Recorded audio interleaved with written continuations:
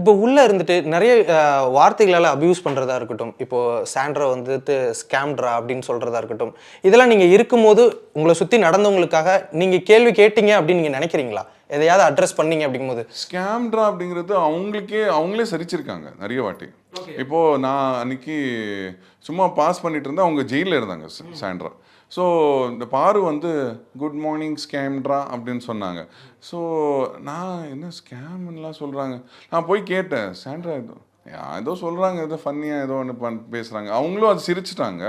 அது ஒவ்வொரு தடவையும் சொல்லும் போது அவங்க சிரிச்சிருக்காங்க. ஸோ அவங்களுக்கே அது இல்லை, சும்மா ஏதோ அது ஜோக்காகவே எடுத்துக்கிட்டாங்க. ஏன்னா அதுக்கப்புறம் பாருவும் சாண்ட்ராவும் நிறைய பேசியிருக்காங்க. ஸோ அவங்களுக்குள்ள ஏதோ ஒரு ஃப்ரெண்ட்ஷிப் இருக்குது. நான் நினச்சேன் அந்த ஃபர்ஸ்ட் வீக்கில் அவங்க பண்ணாங்க இல்லையா, ஒரு சம்பவம் பண்ணாங்க இல்லையா, அதை வச்சு நீ ஒரு ஸ்கேம் பண்ணிட்டேன், எல்லாரையும் முட்டாளாக்கிட்டேன் அப்படிங்கிற அர்த்தத்தில் தான் அவங்க ஸ்கேம்ரான்னு சொன்னாங்க நான் நினச்சேன். அதுக்கப்புறம் தான் இப்போ போக போக தெரியுது அவங்க வேற ஏதோ ஒரு மனசுல ஒரு விஷயத்தை வச்சுக்கிட்டு அவங்க அப்படி சொல்லியிருக்காங்க.